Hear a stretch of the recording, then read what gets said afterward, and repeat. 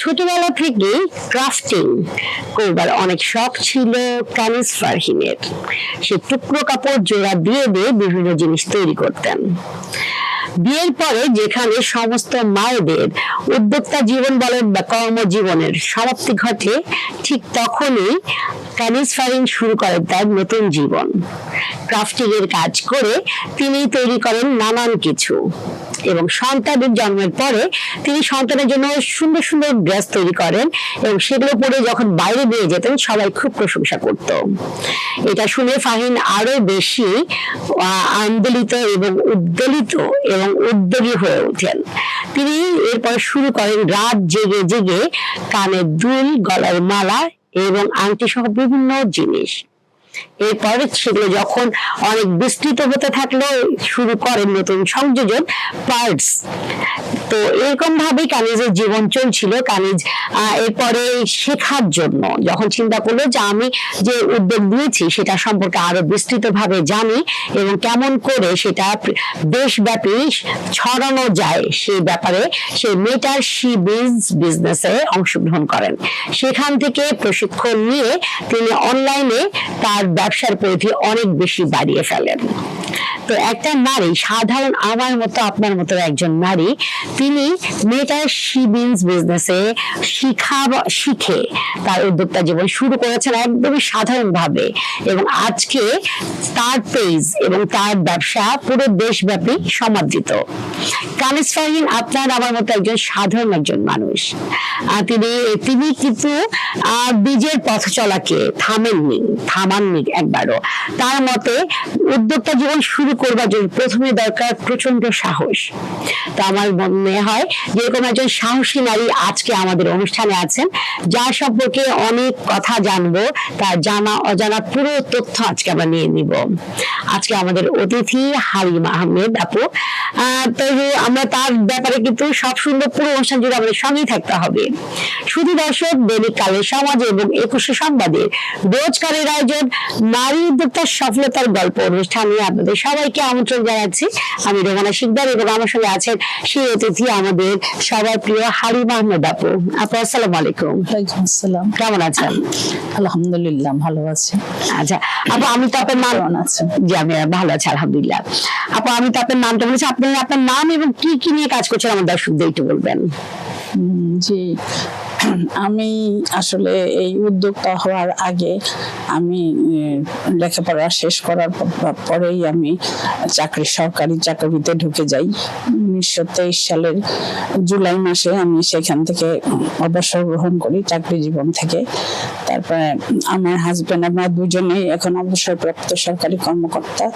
তো আমি এখন আমার এই সময়টুকু কিভাবে কাজে লাগাবো, আমার মনের মধ্যে সবসময় একটা জিনিস কাজ করতো যে আমি বসে থাকবো না, যতক্ষণ সুস্থ আছি নিজের মনকে ভালো রাখা এবং অবসর সময়টাকে কাজে লাগানোর জন্য আমি এই উদ্যোক্তা জীবনের মানে নতুন উদ্যোগ করার জন্য উদ্যোগ নিয়েছি। আর কি কি আপনার উদ্যোগে কি কি আছে আপু? আমার উদ্যোগে বেসিক্যালি আমি নিউবর্ন বেবিদের থেকে শুরু করে 14-15 বছর বয়স পর্যন্ত ছেলে এবং মেয়ে উভয় বাচ্চাদের রেডিমেড গার্মেন্টস গুলি মেইনলি আছে। পাশাপাশি আরো কিছু নতুন ক্রিয়েটিভিটি এর জন্য হেল্পিং হ্যান্ড খুঁজছি মনে মনে। চেষ্টা করে যাচ্ছি, দেখা যাক সামনে কি হয়। আশায় থাকলাম। আচ্ছা, চমৎকার। মানে আপনি শুরু করেছেন একদম নিউবর্ন বাচ্চা থেকে 14-15 বছর বয়সী আমাদের ছেলে বাচ্চা বা মেয়ে বাচ্চা উভয়ের জন্য হচ্ছে রেডিমেড গার্মেন্টস ওয়্যার। চমৎকার। আপনি আপনার এই উদ্যোক্তা জীবন শুরু হয়েছে 2023 থেকে। জি। আচ্ছা, এই পর্যন্ত কেমন সাড়া পেয়েছেন, কেমন হচ্ছে আপনার? মোটামুটি চলছে। আবার পাবলিক মানে ক্রেতাদের পছন্দের উপর নির্ভর করে আবার টাইম টু টাইম একটু চেঞ্জ আনতে চেষ্টা করছি।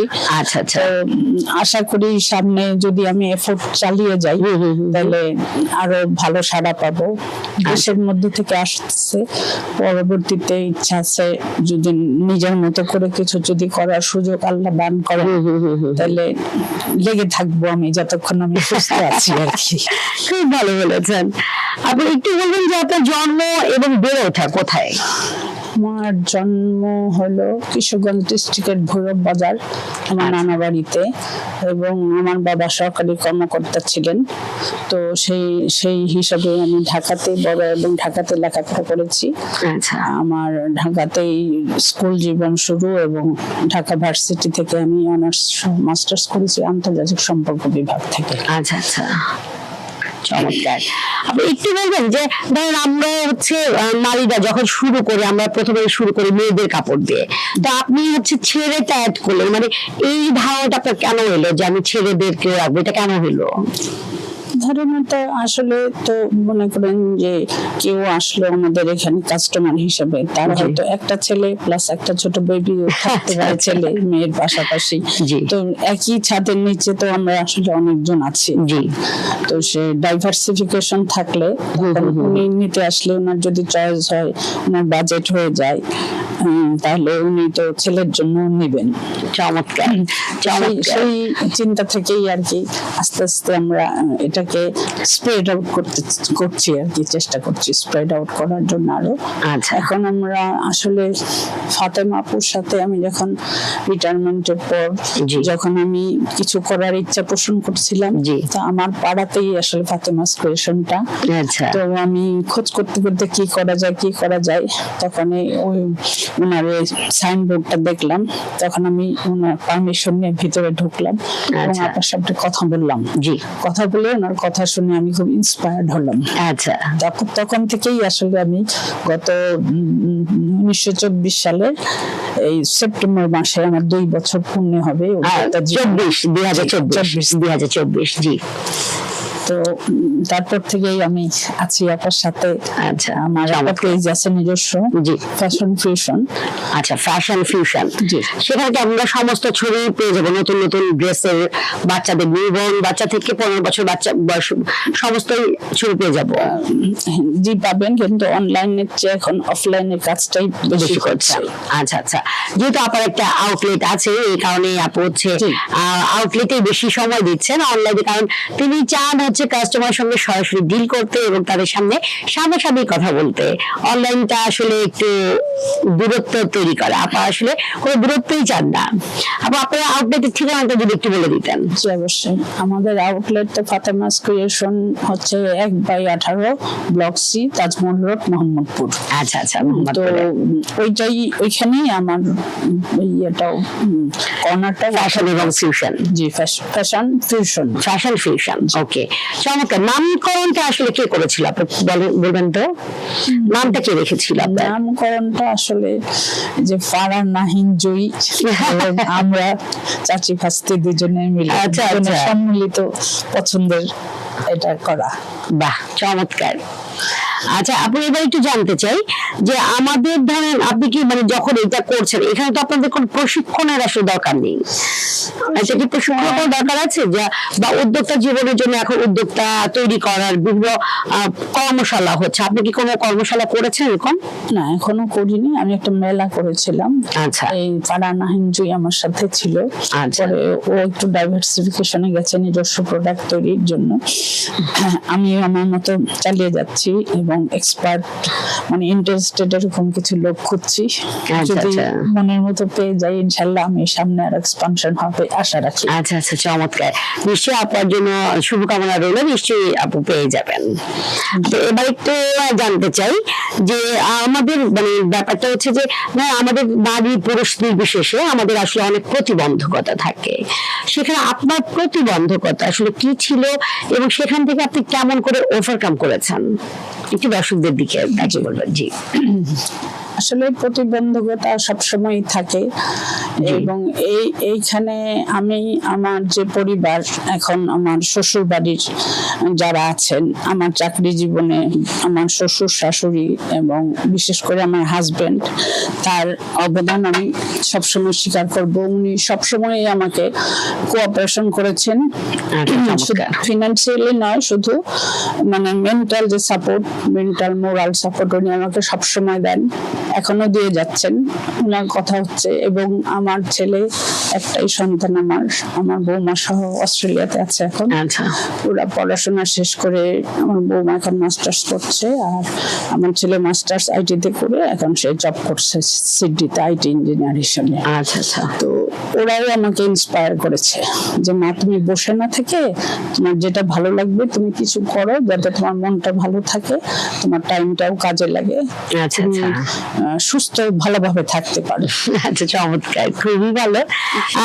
তার মানে আপনার হচ্ছে এই বিজনেসে আসবার পেছনে যাদের অবদান বা ইন্সপিরেশন, যাদের উৎসাহ আপনি এসেছেন, তারা হচ্ছে ভাইয়া এবং আপনার সন্তান।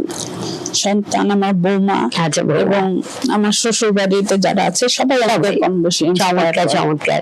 এই বিষয়টা একদমই ভিন্ন দেখলাম। আমাদের যেখানে শ্বশুর বাড়ির লোকেরা নানান প্রতিবন্ধকতা সৃষ্টি করে, সেখানে আপুর ক্ষেত্রে তার একদমই ঘটেছে ব্যতিক্রম। তার শ্বশুর বাড়ি থেকে শুরু করে তার হাজবেন্ড এবং তার সন্তানরা তাকে খুব বেশি মেন্টালি এবং মরাল সাপোর্ট দিয়েছেন যাতে আপু কিছু করেন। এবং আরেকজনের কথা না বললেই না হবে, জি। যিনি হলেন আমার এই কর্মজীবন শুরু করার পিছনে, যেটা আমি প্রথম শুরু করেছিলাম লেখাপড়া শেষ করার পর, উনি হলেন আমার মা। জি, মাদের আসলে মারা সবসময় সন্তানের মঙ্গলই চান, মারা সবসময় চান তাদের সন্তানরা এগিয়ে যায়।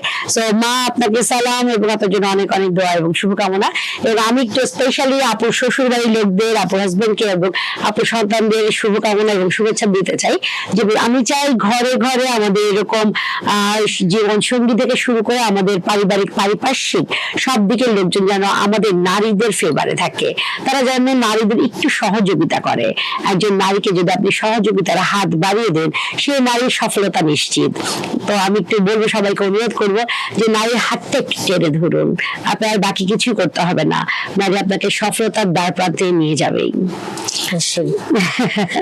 আর এবার একটু ভিন্ন দিকে চলে যায়, একদম ভিন্ন। সেটা হচ্ছে যে আমরা যখন ঘরে কাজ করি, নানান সময় কাজ করার সময় আমরা কেউ গুনগুন করে গান করি, কেউ হচ্ছে আবৃত্তি করি বা কিছু না কিছু করি। আপনি আসলে কোনটা করেন? আমি আসলে বাথরুম সিঙ্গার ছিলাম একসময় স্টুডেন্ট লাইফে। এখন গান শোনাও হয় না, সেভাবে ইয়েও হয় না। তবে এখন আবার অবসর জীবন, এখন আমি হলো টিভিতে বিভিন্ন প্রোগ্রাম দেখি। আচ্ছা। আমি অ্যাক্টিভ পলিটিক্স করি না, কিন্তু এই দেশের বর্তমান সামগ্রিক প্রেক্ষাপট এগুলো আমি এবং আমার হাজবেন্ড দুজন একসাথে বসে দেখি। বাহ, চমৎকার। মানে আমাদের আসলে বর্তমান যে অবস্থা সার্বিক, সেটা আমাদেরকে অনেক পীড়া দিচ্ছে। আসলে আমাদের যে ইয়াং জেনারেশন সামনে যারা আমাদের দেশের হাল ধরবে, তাদের তো আসলে সিকিউরিটি কতটুকু, তাদের সামনে ভবিষ্যৎ কি, এগুলো আসলে অ্যালার্মিং। তাই সবার জন্য দোয়া থাকবে, আল্লাহ সবার মধ্যে সচেতনতা সৃষ্টি করুক। আমরা সাধারণ মানুষ যেন আমাদের ভবিষ্যৎ বংশধরের কথা চিন্তা করে হলেও আমরা যেন সবাই এগিয়ে আসি, তো ওদের জন্য আমরা একটা সুন্দর ভবিষ্যৎ দিতে পারি। এই জন্য আমরা সবাই স্বতঃস্ফূর্ত ভাবে যেন চেষ্টা করি। সবার কাছে আমার একটা আপিল থাকবে, সচেতন সমাজের সচেতন নাগরিক আমরা। আচ্ছা, চমৎকার বলেছেন। আমি একটু আপনার ব্যক্তিগত জীবনে জানতে চাচ্ছিলাম যে আপনি কি গান টান করেন, এরকম কিছু? যেটা আমরা শুনলাম টুকটাক, আমি একটু টুকটাক থেকে কিছু একটু শুনতে পারি? জি, অবশ্যই। জি, আমি বেশি গানের কথা এখন আর সেভাবে মনে পড়ে না, তো আমি দেশাত্মবোধক গান। হ্যাঁ, জি জি। ধন ধান্যে পুষ্পে ভরা আমাদের বসুন্ধরা, তার মাঝে আছে দেশের সকল দেশের সেরা, ও সে স্বপ্ন দিয়ে তৈরি সেজে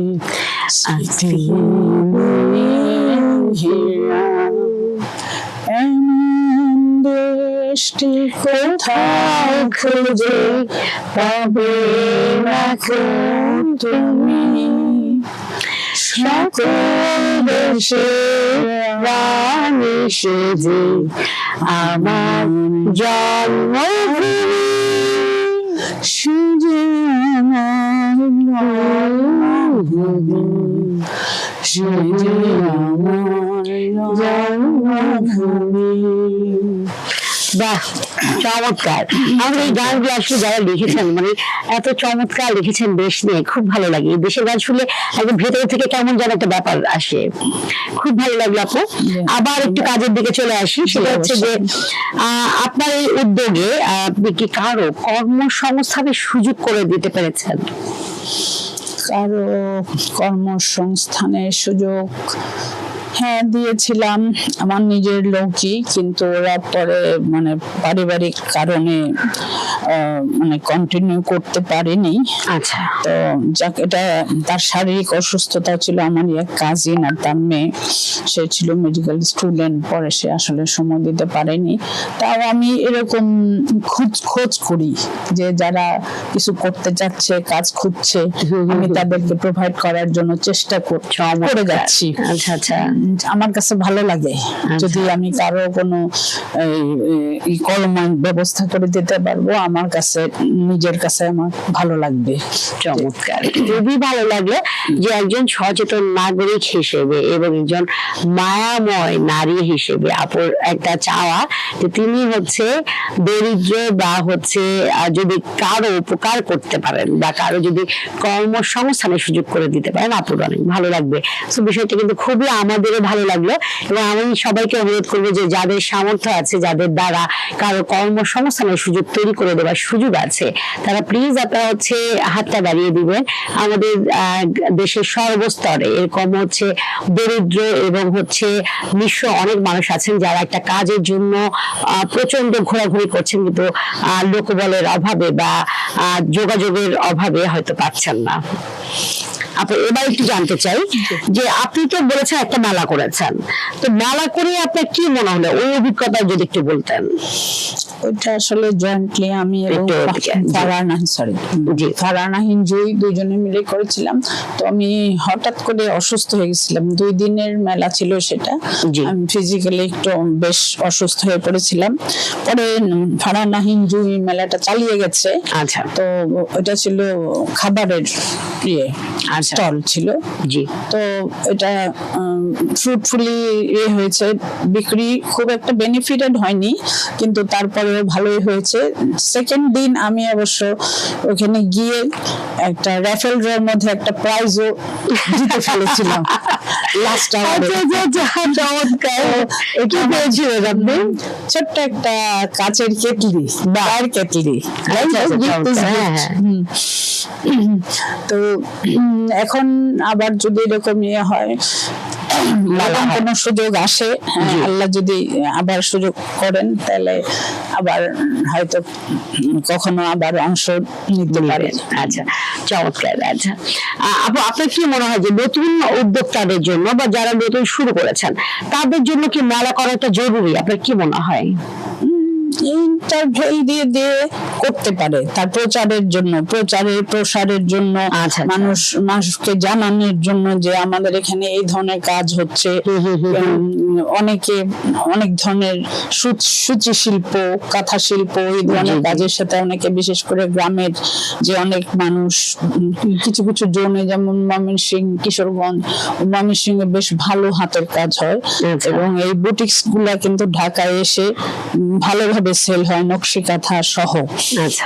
তারপরে আবার ওই যে এখন পাটের তৈরি জিনিস বেশ ভালো বাজার পাচ্ছে, ওই যে ম্যাক্রম যেটাকে বলে, এইটার জিনিস দিয়ে অনেক শোপিস টোপিস আমাদের পরিচিত আপা উনি এখন করে দিচ্ছেন এগুলা।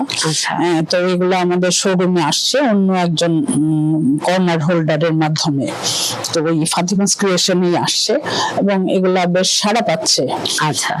তো আসলে প্রচারে প্রসার যে একটা কথা আছে, আসলে আমাদের তো মানে এটার এক্সপানশন হইতে হবে এবং শুরু হবে সেটা হলো আমার শিকড় থেকে, আমার দেশ থেকে শুরু করে, তারপরে এটা আস্তে আস্তে যখন আমার দেশের মানুষ জানতে পারবে, আমাদের যারা এক্সপোর্ট করেন এগুলা গার্মেন্টস হাউস, হাউস জি, বা জি। বাইং হাউসের যারা এখানে এক্সপোর্ট কোয়ালিটি জিনিস তৈরি জি, হয়, জি, তো সেই তাদের সাথে আমাদের এইভাবে মেলার মাধ্যমে বা বিভিন্ন এক্সিবিশনের মাধ্যমে যদি আমরা যোগাযোগ হয় ওদের সাথে, ওরাও জানতে পারবে জিনিসটা, জি। তখন আমাদের জন্য এটা বাইরে এক্সপোর্ট করতে আমাদের জন্য ইজিয়ার হবে, মোর ইজিয়ার হবে। আচ্ছা আচ্ছা, চমৎকার, খুব ভালো বলেছেন।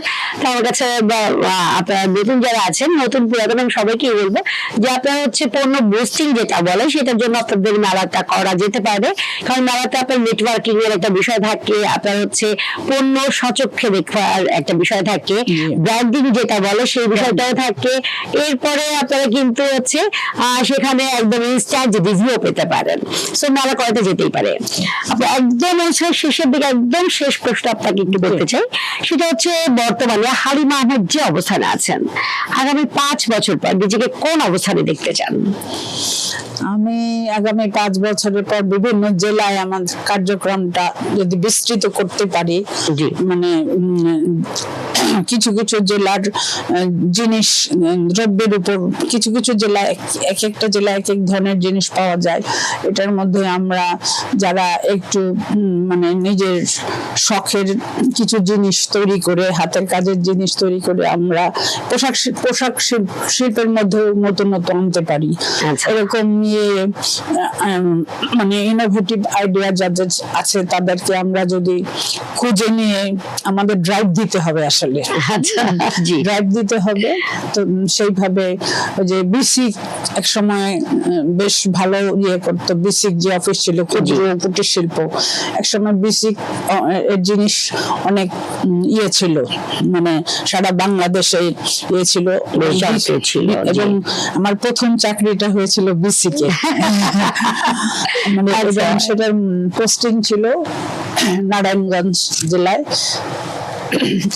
কিন্তু আমি সেই সময় আনমারের অবস্থায় থাকায় আমার আর সেখানে যাওয়া হয়নি। আচ্ছা আচ্ছা। নারায়ণগঞ্জের 2500 ছিল ওইটা। তো যাই হোক, পরে আমি আবার সরকারি চাকরিতেই জয়েন করেছিলাম।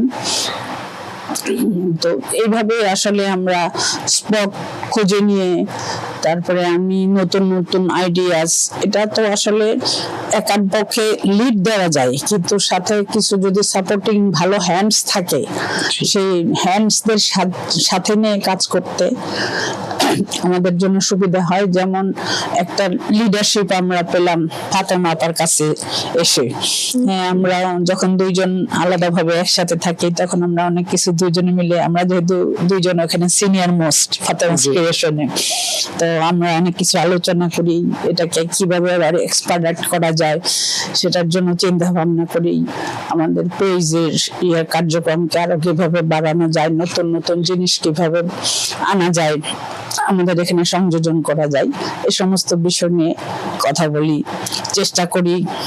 আরো যারা এই ধরনের কাজের সাথে সম্পৃক্ত হতে চান তাদের কোনো মানে সন্ধান পেলে আমরা তাদের সাথে যোগাযোগ করার চেষ্টা করি। এভাবে প্রায় 2 বছর হবে আমার, আগামী সেপ্টেম্বরে, আগামী মাসে। তো আমি চেষ্টা করে যাচ্ছি। আশা করি আপনাদের এই ফোরামের মাধ্যমে আমি আজকে পরিচিত হলাম। তো আশা করি এরকম ফোরামে আসার সুযোগ যদি আমার হয়, ইন দ্য মিন টাইম আমি আরো নতুন কিছু যদি করতে পারি, তাহলে ইনশাল্লাহ আগামীতে আরো ভালো কিছু আমার দেশের মানুষকে দেওয়ার ইচ্ছা রাখি। চমৎকার চমৎকার, খুব ভালো বলেছেন হালিমা আহমেদ আপু। তিনি খুব সুন্দর কিছু আইডিয়া দিয়েছেন যে তিনি হচ্ছে লিড দিতে পারেন, কিন্তু তার সঙ্গে যদি ভালো হেল্পিং হ্যান্ডস আরো থাকে তাহলে তিনি আরো অনেক দূর যেতে পারবেন। তাদের চিন্তা ভাবনা অনেক আছে, আমাদের দেশীয় সম্পদ দিয়ে আমাদের দেশীয় ঐতিহ্যকে বিশ্ব দরবারে তুলে ধরবার জন্য নানান প্রস্তুতি তার মধ্যে রয়েছেন। তো ইনশাল্লাহ আমরা দোয়া করব আপার সেই সমস্ত আশা যেন পূরণ হয়। যে দোয়া এবং শুভকামনা দুটোই রইল। আপা অসংখ্য ধন্যবাদ, আমাদের অনুষ্ঠানে এসেছেন, আপনার মূল্যবান সময় দিয়েছেন, ধন্যবাদ আপনাকে এবং দৈনিক কালের সমাজের যারা এই প্রচেষ্টা নিয়েছেন আমাদেরকে এই ফোরামে একত্রিত করার জন্য, আমাদের কিছু কথা বলার সুযোগ দেওয়ার জন্য আপনাদের সবাইকে ধন্যবাদ। এবং এই অনুষ্ঠানের মাধ্যমে আশা করি আরো অনেকেই আমাদের সম্পর্কে জানবেন। জি। এবং যারা আমাদের সম্পর্কে জানবেন হয়তো এরকম অনেকেই আমাদের সাথে হয়তো যোগাযোগ করবেন এই আশা রাখছি। শুধু দর্শক, দৈনিককালের সমাজ এবং একুশে সংবাদে রোজকারের আয়োজন নারী উদ্যোক্তার সফলতার গল্পের আজকের এই পর্বটি, হালিমা আমাদের এই পর্বটি আপনাদের কেমন লাগলো, আপনাদের মূল্যবান মতামত দিতে একদমই ভুল করবেন না।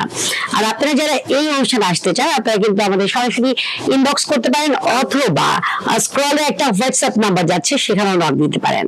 আজকে এই পর্যন্ত, সবাই সুস্থ থাকুন, ভালো থাকুন, আমাদের সঙ্গেই থাকুন। আল্লাহ হাফেজ, আসসালামু আলাইকুম, শুভ বিকেল।